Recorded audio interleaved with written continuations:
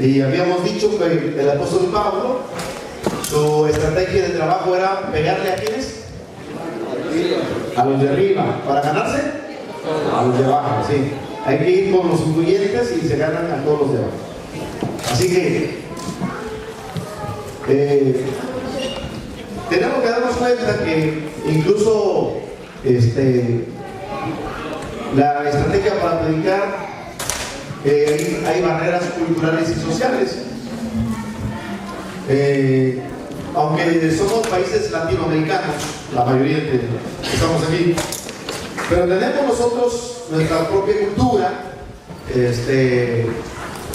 Desde luego que hay zonas de nuestro país en México, como lo hay en Guatemala y que son otros lados, donde tenemos hermanos que hablan otro idioma, ya sea maya, ya sea quiché, tzotziles, topolabales, náhuatl, es decir, diferente tipo.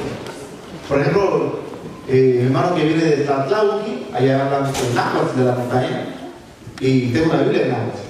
Entonces, mi Biblia en náhuatl, pero también hay Biblia en otros idiomas. Y ¿cómo les diré? Las características de la cultura son diversas. Estuve en Quito, en la iglesia de Dios en Quito, en Ecuador, y yo miraba a algunos varones que subían a la batería, a los instrumentos, y eran jovencitos, pero todos con coleta. Pelo largo. Pelo largo, pero con coleta aquí amarronada. Y yo dije, con pelo largo. Le dije al pastor, un hermano bajito de estatura, y dije, pastor, le digo, ¿cómo es que suben las obras con pelo largo? Dice, hermano, es que ellos viven aquí en la ciudad, pero son de una comunidad que está, mañana, no, el domingo vamos a ir para allá y vamos a conocer, hablan idioma y entonces entendí que un hombre en la comunidad, si trae pelo con coleta, es digno, es un signo de dignidad. Si te cortas la coleta, eres mal visto, eres indigno. Y entonces dice, no, nosotros no le podemos hacer que se quite la coleta porque al rato regresa a su pueblo y no lo van a recibir bien. Quiere decir que cometió algo y que parece indigno. Cosas así. Pero lo que Dios convierte es el corazón. Es decir, que a veces la cultura puede ser una barrera y a veces tenemos que entender. Yo estuve en Guatemala y un montón de hermanas me rodearon después de dar una conferencia y se me acercaron y me dijeron, hermanos, ¿por qué en México las mujeres de la iglesia visten ostentosamente? Y yo dije, ¿cómo entienden la palabra ostentoso? Yo entiendo que la palabra ostentoso es ropa muy cara.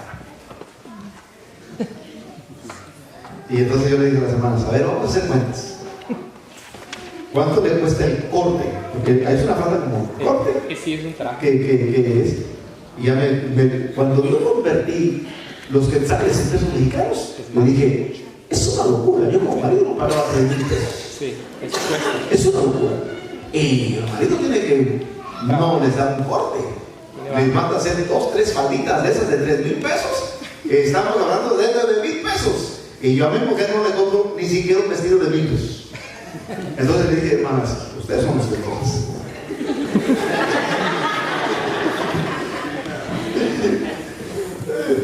Pero es cultura. Y es que vengan las hermanas de la iglesia que van con zapatillas, con ni siquiera ropa de marca, pero se ven elegantes. Y los ven a las revistas de la iglesia y llegan a Guatemala esas revistas de la iglesia. Y entonces ellas tenían esa. Y cuando les dice el detalle, ellas con sí, hermano, tienes razón, esto sale muy caro aquí porque se hace a mano. Se hace a mano, bordados a mano. Y luego les digo, ¿y por qué usan ese tipo de? Cuando salía a la calle, es común en la comunidad. Y quiero decirles que vengo a los Estados Unidos y las hermanas vienen al culto del sábado con la ropa que usan allá. ¿Cierto o no es cierto? Sí. Yo estuve en Atlanta, Georgia, y fui a predicar a una iglesia de guatemaltecos, y me dice el pastor: hermanos, aquí en la calle uno dice que es su costumbre, porque es su ¿qué? Cultura. Su cultura. ¿Está mal? No. Y nosotros tenemos que entender que a veces las barreras culturales y sociales pues son creencias, son ideas, son valores y son hábitos que incluso se transmiten de generación en generación. Pero el evangelio, hermanos, va más allá de cultura y va más allá de cuestiones sociales. El evangelio es para todos. Jesucristo es para todos. ¿Saben por qué me gusta la iglesia de Dios? ¿Saben por qué me gusta la iglesia de Dios? Porque aquí en la iglesia de Dios no hay diferencia de clases. Todos somos iguales. A mí no me gusta que me presenten como médico. No. Yo estoy junto al que es panadero, junto al que es peluquero. Somos iguales, somos hermanos en Cristo. Aquí no existe esa diferencia, no debe haber esa diferencia. Por eso el apóstol Santiago hace un ataque tremendo cuando dice: no le digas a aquel que viene bien arreglado, siéntate aquí, al pobre mándalo allá. No hagas acepción de personas, porque eso es pecado. ¿Es claro? Sí. Es claro. Quiere decir entonces que el evangelio es para todos. Yo recuerdo que la última iglesia que pastoreé, porque cuando tomé el Departamento Nacional de Evangelización y Misiones, como director tuve que dejar de pastorear, porque estoy dedicado a una función a nivel nacional. Pero la última que pastoreé, el sábado, los hermanos de la iglesia se organizaban las hermanas para que yo el sábado, después del culto de mediodía, me fuera a comer con cada familia, cada sábado. Así que llegamos a esa iglesia, no me conocían, sabían que era solamente evangelista, pero ya entonces los hermanos, el primer sábado fui con una familia y me hicieron caldo de pollo con verduras. Al siguiente sábado, caldo de pollo con verduras. Al siguiente sábado, caldo de pollo con verduras. Y mi esposa, que se enoje, que me dice: ¿qué hizo usted? ¿Qué les dijo a los hermanos? Le dije: no le sé, ni sé por qué hacen todos caldo de pollo con verduras. Los hermanos pensaron: es doctor, ha de comer sano. Pero lo grave es esto: los hermanos apenas se tenían para frijoles y tortillas, y el pollo es como una vez al año. Ajá, o al mes. Y mi esposa dice: son humildes, son gente pobre, ¿qué no harán en la semana para conseguir el pollo? Y mi esposa se para y les dice a las hermanas: hermanas, nosotros venimos a comer lo que ustedes comen, lo que Dios les da en bendición. Si es, decimos allá, chilito con tortillas, eso comemos con ustedes. Llegamos un día a una de las casas, porque la hermana todavía tenía sopita, digamos una sopita aguada, y mis hijos y yo, pues pensamos allá, la sopa es como el primer plato de entrada, y luego viene el guisado y el postre, 3 tiempos. Y entonces pues, nos pusieron las tortillas, y pues no le hicimos caso a las tortillas porque, digo, es la sopa y las tortillas son para guisado. El guisado nunca llegó. Y era todo lo que íbamos a comer, era agarrar las tortillas y tomar la sopa, y era todo. Y yo le dije con la lista a mis hijos: será de crisis. O sea, no digan nada. Dije: después del culto de la tarde nos llevamos a un restaurante. Pero sí, nos quedamos así. Era todo lo que tenía la hermana, pero nos dio todo lo que tenía y nos dio con mucho amor. Pero el evangelio es para todos. Así que la gente puede tomar una decisión por Cristo. Sí lo puede hacer. Y incluso a algunos se les dificulta ir a la iglesia. Ahora voy a hablar sobre buscar el terreno común. ¿Qué es buscar el terreno común? El terreno común tiene que ver, hermanos, con actividades de creyentes y no creyentes. Fíjense lo que pasó en mi familia cuando nosotros nos convertimos a Cristo. A lo mejor se identifica conmigo.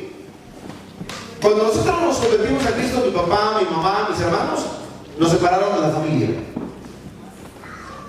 Ya no visitamos a los primos, ya no visité a los tíos, casi no veía a mis abuelitos porque todo el tiempo eran los hermanos de la iglesia.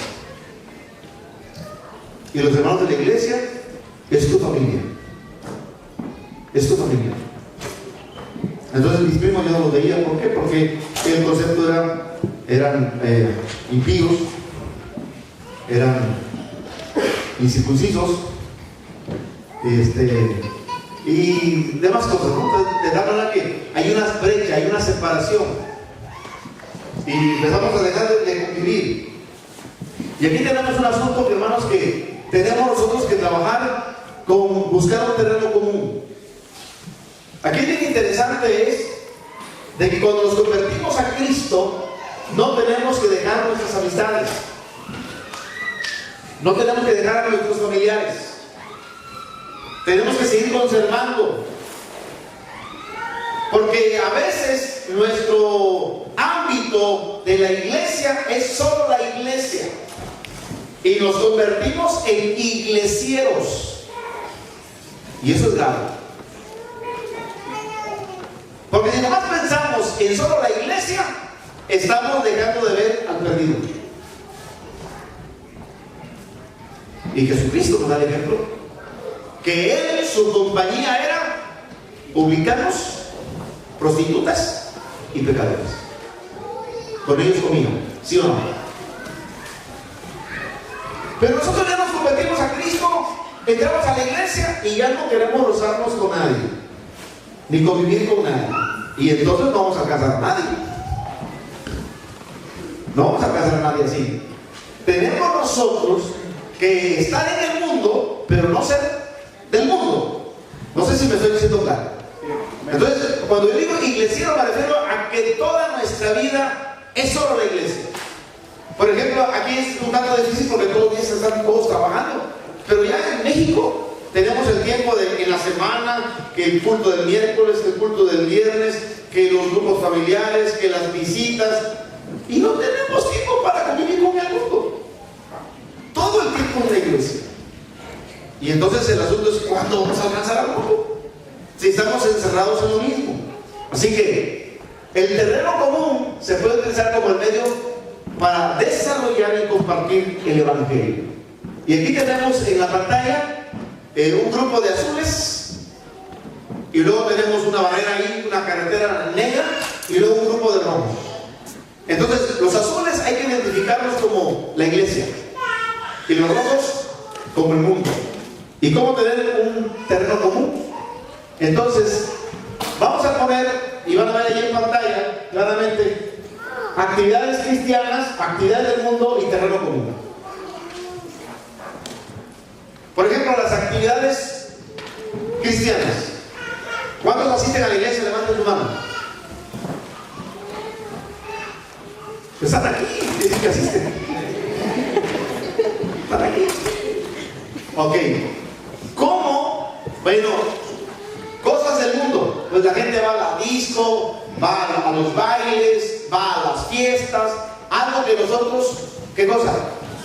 No vamos. Ese no es terreno común. Pero terreno común, hagan de cuenta que me gusta el fútbol soccer. El fútbol soccer. Pero en el fútbol soccer, yo voy a hacer deporte con personas que no son de la iglesia. Y el terreno común es ahí, donde ahí le puedo compartir en el soccer. Voy a dar otro ejemplo. En la escuela de mis hijos, hay reunión de padres de familia. Nos mandan a traer a ver los padres de familia a la escuela. El terreno común, la reunión de padres de familia, y ahí les comparto el evangelio. No puedo ir a sus fiestas, ellos no pueden venir a la iglesia, Pero el terreno común es la reunión de padres de familia. No sé si me estoy dando a explicar. Lo noto así como que no. ¿Sí me van siguiendo? Es decir, yo tengo que buscar un lugar donde los dos nos encontremos, que no sea para ellos la iglesia y para mí el mundial, el mundo. Ok, entonces, para ello tenemos que establecer relaciones. ¿Cómo nosotros podemos compartir el evangelio? Tenemos nosotros que evangelizar como estilo de vida. El evangelismo debe ser un estilo de vida. A mí me encanta predicar en los aviones, me fascina. Y a veces yo vuelo de México a Acapulco, son 40 minutos. Y le digo que está aquí porque ya se presionó como unas 3 veces. Y antes que despegue el avión, y ya yo espero que despegue el avión. Y luego le pregunto, oiga, ¿y si el avión se cayera? Ay, no diga eso, por favor. Y luego le puedo decir, ¿y si muriera hoy? Y que hoy se cayera, y si muriera hoy, ¿qué seguridad tiene de estar en el cielo? Y entienden ellos la palabra porque nosotros sabemos que es el reino de Dios y es en la tierra. Pero para entrar en la pregunta de diagnóstico, dicen, no, pues no sé, y ahí empiezo a compartir. Pero debe ser un estilo de vida, uno tiene que hacerlo todos los días, y lo tiene que hacer con facilidad. Así que es bien importante cuál es nuestra responsabilidad con los no creyentes. Dar buen testimonio de nuestra manera de actuar. En nuestra red de relaciones debemos testificar en la red de personas, como ya lo vimos. Y quiero hablarles de la palabra oikos. Es decir, cada uno de nosotros tiene un oikos. Y se define la palabra de oikos como una casa o como el grupo de personas que componen una familia. Ese es el oikos. Entonces usted tiene que tener un oikos. Y voy a poner aquí unos ejemplos. Tengo que descubrir nuestro oikos. Y en ese tablerito, en estas columnas, tenemos oikos, tipo, interés y puentes. Así hagan el cuadrito. Oikos, tipo, interés y puentes. Y en el oikos son las personas que componen el grupo más cercano a mí. Y entonces tengo un primo que se llama David. Mi primo David tiene una esposa y tiene 2 hijos. ¿Sí? Y para definirlo si es tipo A o tipo B. Tipo A significa que le interesa estudiar la Biblia, o le interesa ir a los cultos, o le interesa que estemos en su casa dándole el mensaje. Tipo B no quiere nada. No quiere saber nada. Entonces tenemos nosotros que diferenciar en nuestro oikos cuántas personas son tipo A y cuántos son tipo B. Esto es como la sangre. Si es tipo A o es tipo B. Entonces, tipo A sí quiere saber de Dios. Tipo B no quiere saber ¿qué? Nada. No quiere saber nada. Así que tenemos que poner ahí el tipo. Y tenemos que saber cuál es el interés. El interés puede ser estudiar la Biblia, asistir a un grupo familiar o asistir a un culto que nosotros le hemos invitado, etc. Y el puente es todas las personas que están alrededor. Todas las personas que están alrededor. Es decir, las que si yo convierto a mi primo, su esposa va a venir, porque él es el influyente. Si convierto a mi primo, viene mi prima y sus hijos. Pero tiene que haber el otro bien comprendido. ¿Es tipo A o tipo B? Mi vecina corta el pelo, es cortadora, y ella se llama Carmelita le decimos. Carmelita no quiere nada de Dios. Tiene una vida disipada y no quiere saber nada de Dios. Pero su hija empezó a asistir al grupo familiar y su hija llevó a su hijo. Carmelita no se convirtió, pero su hija empezó a asistir a escuchar la palabra de Dios. Uno tiene que entender que el oikos es el grupo de personas que están cerca de usted. desarrollando las relaciones. Y algo que tenemos que trabajar es que nosotros tenemos conocidos que no son creyentes, pero muchas veces no permitimos relaciones profundas. Por ejemplo, cuando a alguien le empezamos a compartir el Evangelio, tenemos que trabajar relaciones profundas. ¿Qué entienden por relaciones profundas? ¿Alguien sabe?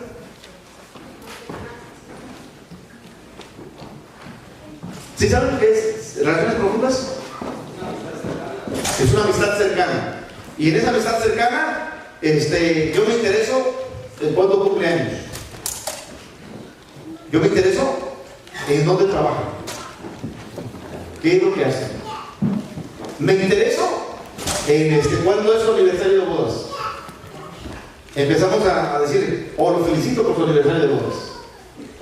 O ¿cuándo termina su hijo la educación primaria? Ya se va a graduar su hijo de ingeniero, ¿verdad? Sí, lo quiero invitar a la comida de graduación. Y no, con todo gusto yo voy a asistir. Y le damos un regalo, mi esposa y yo, al hijo que se va a graduar. Y empezamos a tener amistad, relación profunda. Cuando nosotros trabajamos amistades profundas, es bien fácil que podamos compartir el Evangelio. ¿Sí me explico? Pero estamos haciendo nuestros amigos. Tenemos nosotros falsas ideas sobre los no creyentes. Pensamos, son miserables, no tienen nada que les tiene su ser, no entienden cómo están en su pecado, no están preocupados porque hay muerte eterna y vida eterna. No.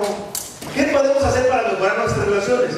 Mire, lo primero que tenemos que hacer es aprender a escuchar. Aprender a escuchar.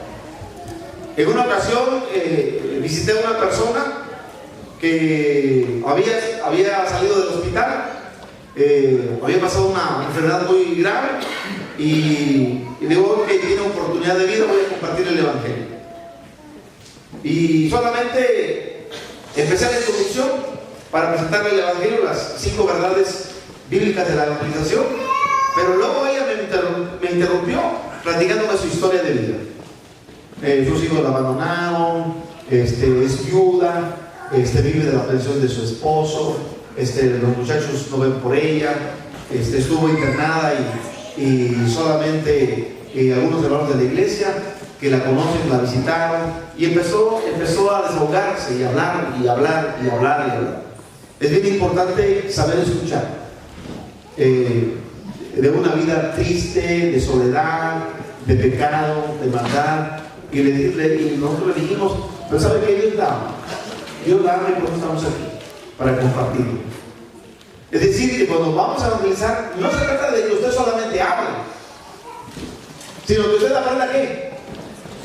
Escuchar. Hay mucha gente que necesita ser escuchada. Mire, el buen doctor tiene que saber escuchar. Pero a veces está el paciente así, ¿qué más? ¿Qué más? Ya está haciendo la receta porque todavía no lo revisa, ya está haciendo la receta. No, hay que escucharlo y a veces los pacientes, sus problemas no son físicos. Muchos pacientes llegan al doctor con problemas psicosomáticos. Están en su mente, en sus emociones. Y a veces requieren solamente ser escuchados. En el mundo, hermanos, la gente vive con estrés. ¿Han escuchado la depresión? Viven deprimidos. Están en los 40, 45 años y los acaban de despedir del trabajo y dicen: ¿quién me va a contratar? Ya tengo 45 años, ya después de los 40 es bien difícil que me contraten. ¿Dónde voy a conseguir trabajo? Estoy hablando de México. Ahí está bien difícil.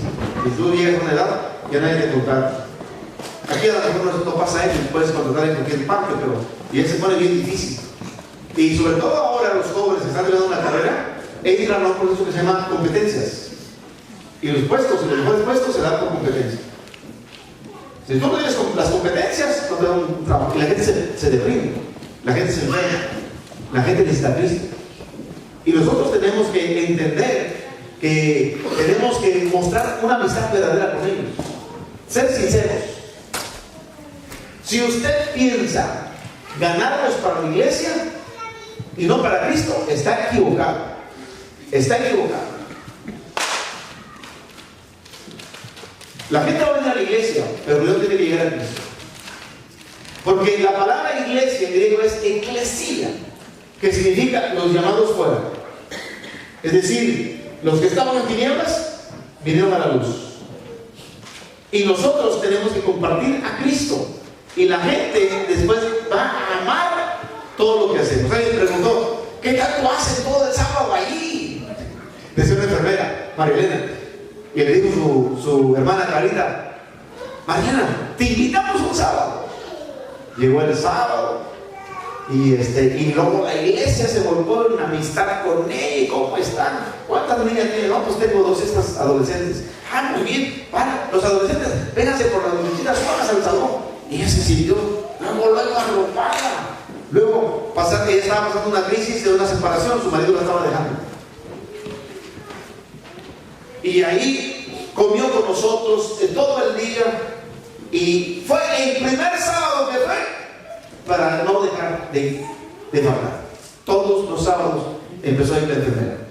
Y dijo, wow, cuando una iglesia es receptiva para la amistad, a través de las relaciones podemos nosotros ganar para Cristo. Fíjense que ella pasó una terrible historia que les quiero comentar. Ella tiene 2 hijas, bueno, tenía 2 hijas, la mayor y la menor de 15 años, América.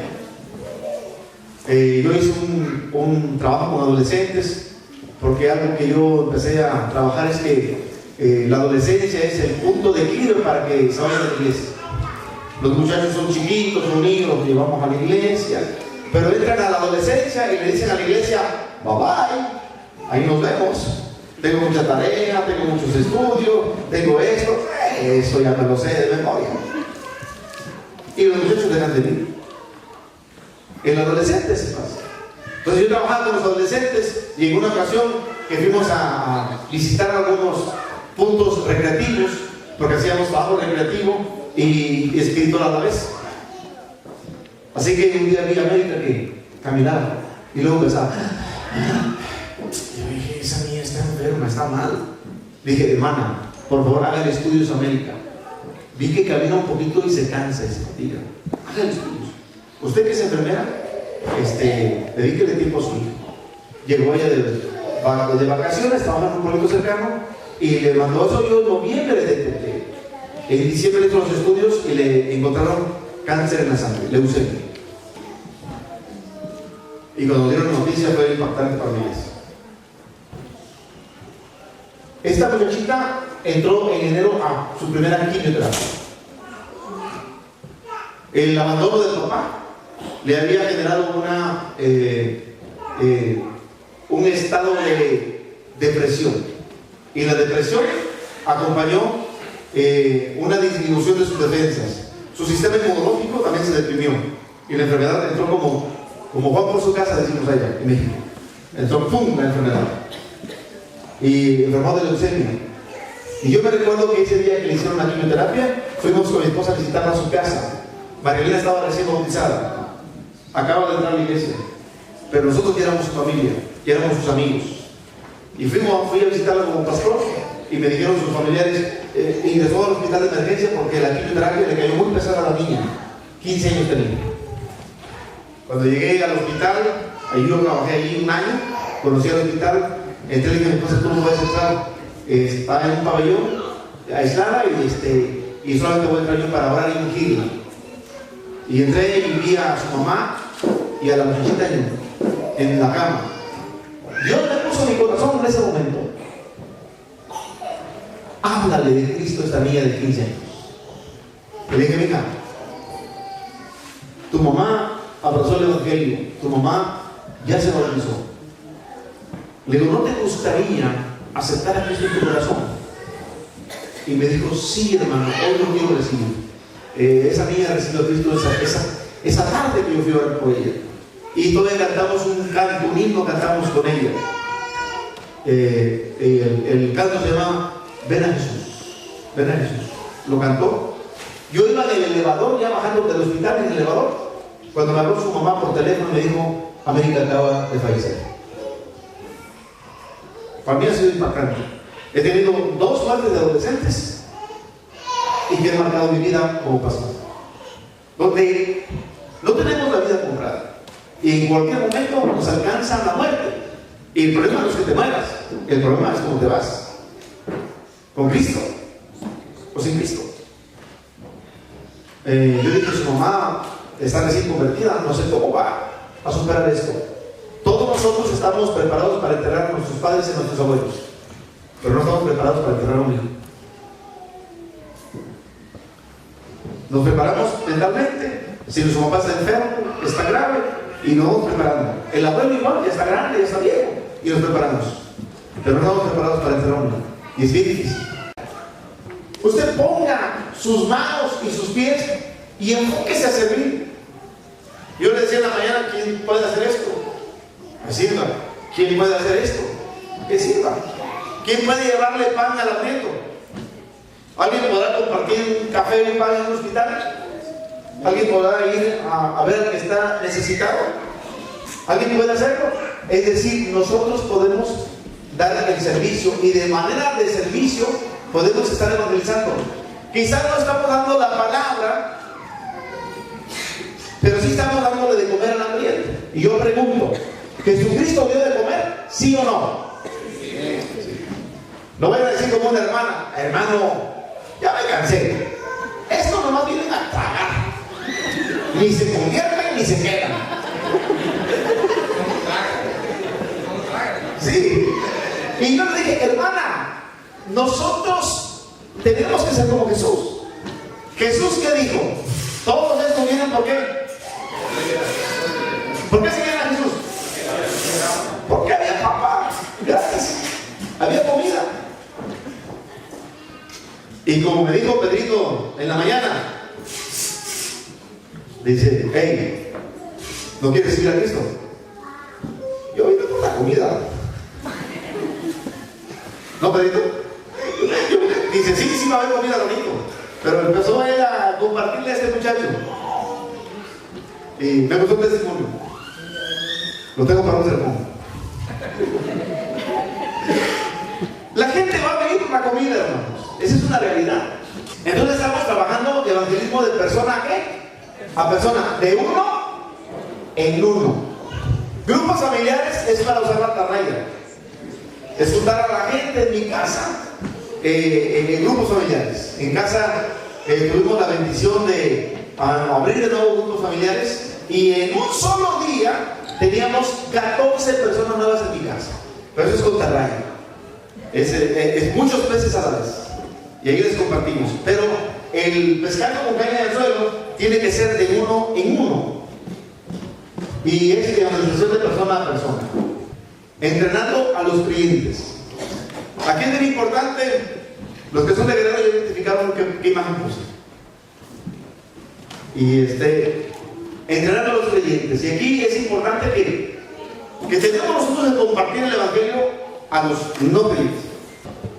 No solamente compartir el evangelio, sino que mi idea y mi propósito es capacitar a ganadores de almas.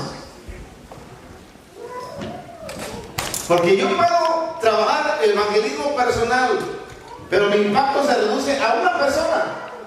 Pero si yo capacito a 10 para que ganen cada uno a uno, se multiplica el asunto. 10 traen otros 10. 20 traen otros 20. Y eso es lo que platicaba yo el viernes en la noche. Así que tenemos nosotros que hacer discípulos. Tenemos a veces varias definiciones. Y una es que Dios no quiere creyentes. Dios quiere discípulos. El Evangelio dice de Mateo 28, ir y hacer discípulos. ¿Saben lo que es un discípulo? Es un alumno que se está aplicando bajo la enseñanza de un maestro. ¿Sí? Entonces, discípulos de los nuevos convertidos.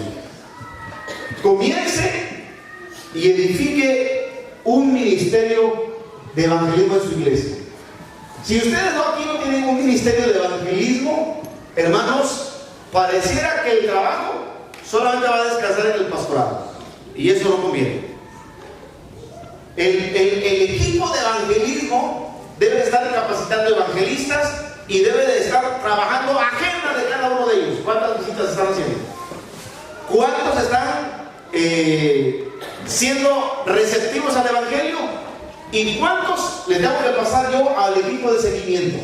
Porque yo como evangelista, mi trabajo es que acepten a Jesucristo. Y luego el equipo de seguimiento que discipule para que ellos lleguen ¿a dónde? Al bautismo. Debe haber dos equipos. Un equipo de discipulado y un equipo de evangelismo. Y todos deben estar ¿qué? Unidos. Es como un matrimonio, yo decía el viernes, es como un matrimonio, es inseparable. Evangelismo y discipulado. Y participa usted de la gran comisión. ¿Cuáles son los principios bíblicos del evangelismo? Bueno, cada creyente, un pescador y un testigo. Dice allá en el evangelio de Marcos 1:17, venid en pos de mí y os haré pescadores de hombres. Y luego en Hechos 1:8 dice, y me seréis ¿qué? Testigos. Ahora le voy a hacer una pregunta a usted. ¿Alguna vez ha testificado? Levante la mano. ¿Alguna vez ha testificado? Que haya ido ante un juez en una corte y diga, no, si yo testifico. Por ejemplo, yo he testificado ante una corte. Porque cuando me ha tocado hacer un certificado médico, porque llegó ebrio el operador, yo le tengo que levantar su examen médico y yo testifico lo que vi, lo que oí. Y luego el juez me dice, que diga el doctor, ¿a qué hora se presentó el trabajador? Que diga el doctor, y empieza a preguntarme, yo tengo que ser fiel a lo que yo vi en su análisis, en el alcohol check, cómo salió, cuánto de alcohol, y yo determino ahí y yo le digo al juez, aquí estoy para decir la verdad y nada más que la verdad. Entonces, cuando tú has testificado, entiendes que testificar es dar un crédito a lo que tú viste y oíste. Y eso eran los apóstoles, testigos. Los creyentes son la clave más estratégica y menos utilizada. ¿Por qué? Porque dije al principio de las charlas que la iglesia no está haciendo su trabajo. Así. Y la pregunta es, ¿por qué muchos cristianos no testifican?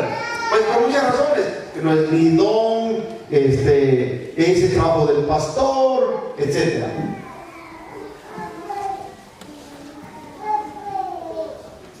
Principio número 2.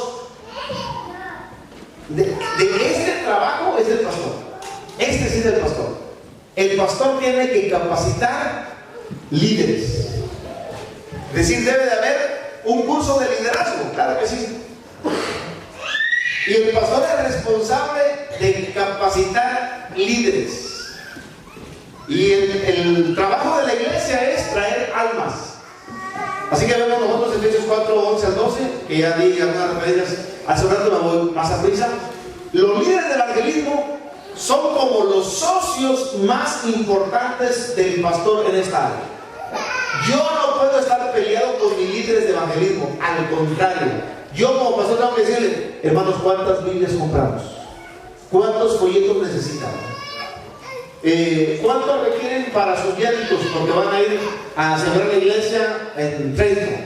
Ok, vamos a darles para el pasaje, el gasto de gasolina, van a comer a lunch por allá, y aquí están. Es dar. Es decir, el pastor tiene que entender que sus líderes de evangelismo son los socios más importantes de la iglesia. ¿Amén? Sí, eso es lo que tenemos que entender.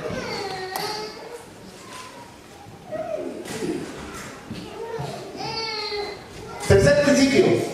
La mejor forma, hermanos, para predicar el evangelio es aplicando la SEP. La SEP son salidas de entrenamiento práctico. Y aquí me voy a detener un poquito. Yo tengo que llevarme a un joven o dos jóvenes y yo tengo que entrenarlos. Tengo que decirles, a ver, vénganse conmigo.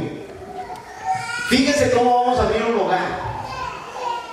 quiero que ustedes estén atentos, porque la primera casa es mía, la segunda casa es mía y la tercera es tuya. Y éntrale, papá, tú tienes que entrar. Así que los muchachos todos así que no es tiempo, pobrecito, pero ahí van, tienen que aprender. Entonces digo, buenos días, buenas tardes, ¿cómo está? Sí, ya se le ofrece. Mire que soy Ricardo Méndez Carreño y pertenezco a la Iglesia de Dios Séptimo Día y venimos a anunciar el reino de Dios. No, mire, por favor, con reloj en mano, deme 5 minutos nada más. De veras no se va a tardar, es que ya voy de salida. 5 minutitos, es que voy al mercado. 5 minutos con reloj en mano. Y quiero decirles que si usted dice 5 minutos con reloj en mano, cumpla su palabra. Si no, no le van a creer ya más nada. Entonces le dije, muchachos, chequen la hora. Y a los 5 minutos me dan un golpe en el pantalón para decirme ya, aquí para. Y ahí están los muchachos, ellos están aprendiendo a evangelizar. Y entonces ahí, y les saco las 2 preguntas de diagnóstico. Y les digo, oiga, perdone, yo ya le di mi nombre, me llamo Ricardo Méndez. ¿Y usted, perdone, cómo se llama?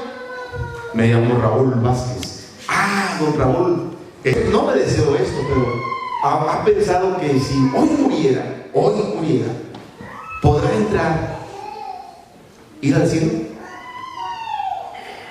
Y es una pregunta difícil. Dice, oiga, no me había puesto a pensar en ello. Y le lanzo la segunda pregunta, que está peor que la primera. Y le digo, oiga, si hoy muriera y se presentara delante de Dios y Dios le preguntara, ¿por qué te tengo que dejar entrar? ¿Usted qué le diría? No, pues no creo que yo le... No, pues no sé qué decirle. Oiga, ¿no le gustaría entrar al reino? ¿Me permite compartirle? Nos abre la puerta, nos pasan a la sala y exactamente a los 5 minutos le digo, don Raúl, mi tiempo se terminó. 5 minutos le dije yo, por reloj en mano. No, sígale porque esto ya es interesante. Pero ya me consintió él y se dio cuenta, lo llevé a entender. Este hombre es de palabra. Y desde ese momento ya hice clic con él. Y entonces sí, estoy entrenando. Es como las salidas de entrenamiento práctico que somos la SEP. Se tienen que hacer. Y por lo regular vamos de 3 en 3. Por lo regular va el instructor y sus 2 alumnos. Y le digo, esta primera casa es mía, esta segunda casa es mía y la tercera esta. Pero ellos ya saben cómo presentar el evangelio. Ellos ya saben qué es lo que tienen que decir, cómo tienen que tocar. Y el otro está buscando los textos y uno está orando. Uno busca los textos, otro ora y otro comparte el evangelio. Y le dice, si te cierran la puerta en la cara, no te preocupes. Esto es así y a veces es peor. Te lanzan los perros. Le abren la puerta a los perros y salen. Hay de todo.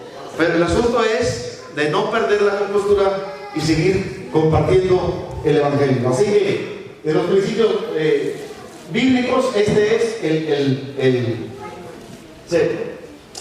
fíjense cómo Jesús proveyó a sus discípulos entrenamiento práctico.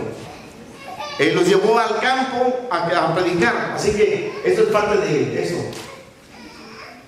Evangelismo es más que una ¿qué? Es más que una enseñanza. Y yo digo que esto es como una enfermedad. Evangelismo es como una enfermedad. Tenemos que contagiarlos a ustedes. Y yo vengo a enfermarlos del evangelio. Que se contagien y que digan, ¿saben? Yo desde mañana voy a empezar a evangelizar.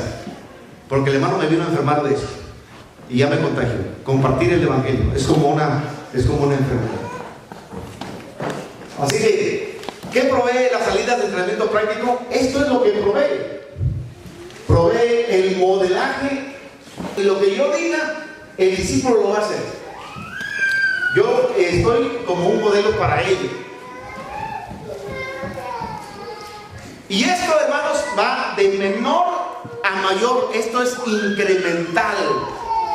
Yo cuando le dije a mi esposa, les platicaba, creo que ayer, ¿verdad? Mi esposa me decía, creo que ya estás mal de la cabeza. ¿Cómo que vamos a evangelizar casa por casa? Y yo le dije a mi esposa, mira, quiero que tú lo hagas. Y cuando tú lo hagas, ya no vas a poder parar. Entonces la primera vez que salió mi esposa, trajo resultados maravillosos.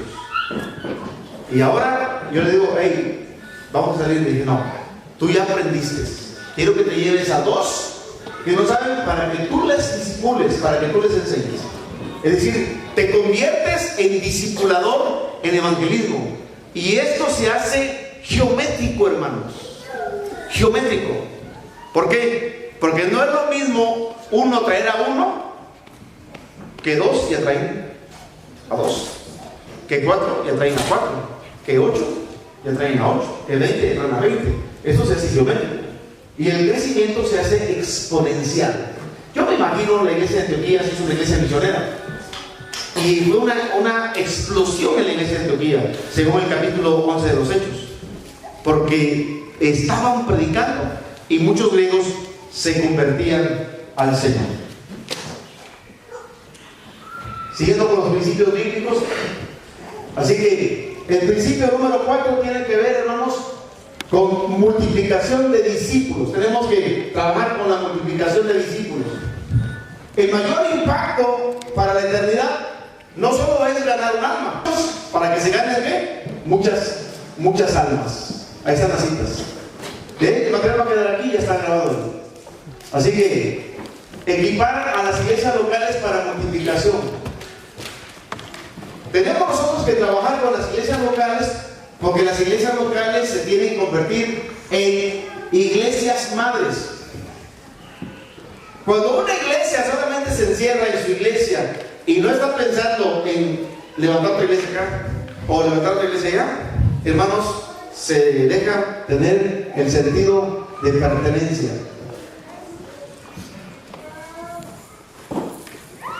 En el discipulado, hermanos, la continuación del evangelio para hacer al cristiano. Tienen aquí ustedes un proyecto de discipulado, solamente de estudio de doctrina a los que se van a bautizar, nada más. Sí. Pero después de que se bautizan, hay un entrenamiento de discipulado para que ejerzan un ministerio. Sí.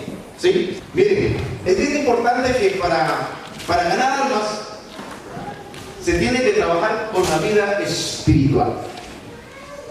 Y aquí, hermanos, tenemos que trabajar con que nosotros busquemos la santidad. Algo que he aprendido en ese tiempo en la iglesia es que cuando hablamos de integridad, la integridad huye del cielo, no cae del cielo. Ser íntegros es un trabajo de día a día. Es ser íntegro hoy, ser íntegro mañana y trabajar con la integridad. Una vida moral, una vida espiritual, eso ayuda mucho para que la gente crea en el evangelio. No podemos decir, no te fijes en mí. No. La gente tiene que fijarse en uno. Pablo dijo, soy imitador de mí, así como yo de Cristo. Dice, no, es que mira, es que no te fijes de mí, yo soy humano, sí. Y también entiendo esto, que ninguno es perfecto y santo. ¿Saben por qué? Porque ninguno es producto terminado todavía. Dice el apóstol Juan, porque solamente somos hijos de Dios y no se ha manifestado lo que habremos de ser. Porque cuando a Él lo miremos, solamente en ese entonces seremos como Él es. Ahorita solamente somos hijos de Dios, pero ninguno ya está glorificado, no está perfeccionado. Sin embargo, seguimos cometiendo errores. Pero esto no quiere decir, porque estamos en esta naturaleza que es pecaminosa, en esta carne, en este cuerpo, pero yo tengo que colaborar en compañía del Espíritu Santo. El Espíritu Santo me ha posicionado en la cruz del Calvario como santo. ¿Por qué? Porque yo no hice nada para ser santo. Él solamente con la sangre que me cubre del cordero, Él me hizo santo. Pero luego el Espíritu Santo tiene que trabajar en mi vida y yo tengo que acompañar ese trabajo del Espíritu Santo donde yo me tengo que apartar. Dice, apártese de fornicación, apártese, santifíquese. cada uno, espíritu, alma y cuerpo. Entonces hay una tarea que hacer. El evangelista tiene que llevar una vida ¿de qué? De santidad. Esa es la clave, hermanos. Porque las palabras convencen, pero el ejemplo arrastra.